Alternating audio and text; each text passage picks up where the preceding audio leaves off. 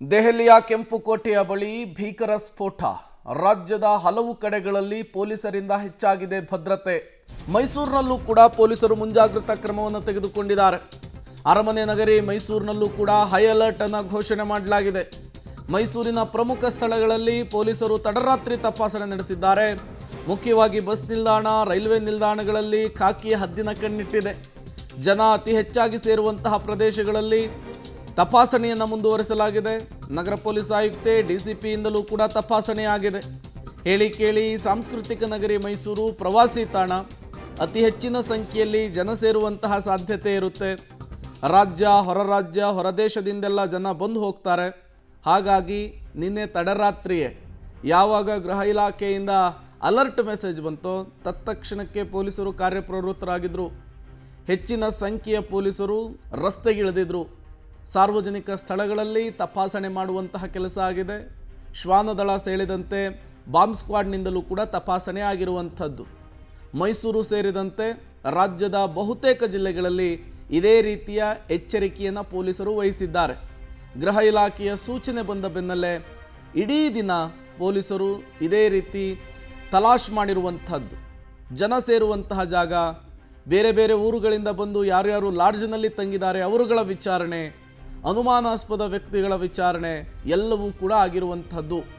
ಇದೆಲ್ಲದಕ್ಕೂ ಕೂಡ ಕಾರಣವಾಗಿರುವಂಥದ್ದು ನಿನ್ನೆ 7 ಗಂಟೆಯ ಸುಮಾರಿಗೆ ದೆಹಲಿಯಲ್ಲಿ ಸಂಭವಿಸಿದಂತಹ ಕಾರು ಸ್ಫೋಟ.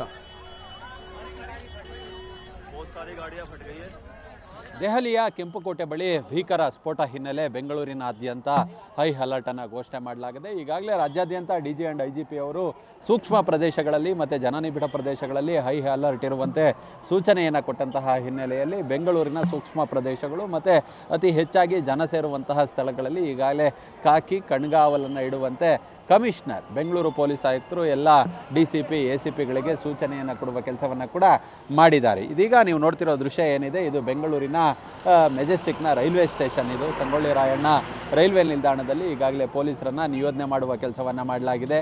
ಈಗಾಗಲೇ ಒಂದು ಸುತ್ತಿನಲ್ಲಿ ಬಾಂಬ್ ಸ್ಕ್ವಾಡ್ ಮತ್ತು ಡಾಗ್ ಸ್ಕ್ವಾಡ್ಗಳಿಂದ ಪರಿಶೀಲನೆಯನ್ನು ಮಾಡಲಾಗಿದೆ. ಅನುಮಾನಾಸ್ಪದ ಗಾಡಿಗಳೇನು ಬರುತ್ತೆ ಅಂಥವುಗಳನ್ನು ಒಂದಷ್ಟು ಚೆಕ್ ಮಾಡೋದಕ್ಕೆ ಈಗಾಗಲೇ ಸೂಚನೆಯನ್ನು ಕೊಡಲಾಗಿದೆ. ಹೀಗಾಗಿ ಯಾವ ಅನುಮಾನಾಸ್ಪದ ವೆಹಿಕಲ್ಗಳ ಓಡಾಟ ಇರ್ತವೋ ಅಂಥ ವೆಹಿಕಲ್ಗಳ ತಪಾಸಣೆ, ಅದರ ಜೊತೆಯಲ್ಲಿ ಜನನಿಬಿಡ ಪ್ರದೇಶಗಳಲ್ಲಿ ಯಾರು ಅನುಮಾನಾಸ್ಪದ ವ್ಯಕ್ತಿಗಳು ಕಂಡುಬಂದಂಥಲ್ಲಿ ಅಂಥವರ ವಿಚಾರಣೆ, ಮತ್ತು ಇಡೀ ರಾತ್ರಿ ಹೊಯ್ಸಳ ಇರ್ಬೋದು, ಚೀತಾ ಇರ್ಬೋದು, ಮತ್ತು ಬೀಟ್ ಪೊಲೀಸರು ಒಂದಷ್ಟು ಅಲರ್ಟ್ ಇರುವಂತೆ ಮತ್ತು ಕರೆಕ್ಟಾಗಿ ಬೀಟನ್ನು ಮಾಡುವಂತೆ ಸಹ ಸೂಚನೆಯನ್ನು ಕೊಡುವ ಕೆಲಸವನ್ನು ಈಗಾಗಲೇ ಪೊಲೀಸರು ಕಮಿಷನರ್ ಸೀಮಂತ್ ಕುಮಾರ್ ಸಿಂಗ್ ಅವರು ಎಲ್ಲ ಪೊಲೀಸರಿಗೆ ಸೂಚನೆಯನ್ನು ಕೊಡುವ ಕೆಲಸವನ್ನು ಕೂಡ ಮಾಡಿದ್ದಾರೆ. ಹೀಗಾಗಿ ಅಲರ್ಟನ್ನು ನಾವು ಗಮನಿಸ್ತಿರ್ಬೋದು. ಇದು ಮೆಜೆಸ್ಟಿಕ್ನ ಸಂಗೊಳ್ಳಿ ರಾಯಣ್ಣ ರೈಲ್ವೆ ನಿಲ್ದಾಣದ ಸ್ಥಿತಿ. ಹೀಗೆ ಬಹುತೇಕ ಬೆಂಗಳೂರಿನ ಸೂಕ್ಷ್ಮ ಪ್ರದೇಶಗಳು, ಹಾಗೆ ಜನನಿಬಿಡ ಪ್ರದೇಶಗಳಾದಂತಹ ಮಾರ್ಕೆಟು, ಮೆಜೆಸ್ಟಿಕ್ಕು ಮತ್ತು ಪ್ರಮುಖ ಮಾಲ್ಗಳು ಮತ್ತು ಕೇಂದ್ರ ಸರ್ಕಾರದ ಕಚೇರಿಗಳು ಎಲ್ಲ ಕಡೆಯೂ ಕೂಡ ಈಗಾಗಲೇ ಬಿಗಿ ಭದ್ರತೆಯನ್ನು ಕೈಗೊಳ್ಳುವಂತೆ ಮತ್ತು ಅಲರ್ಟ್ ಇರುವಂತೆ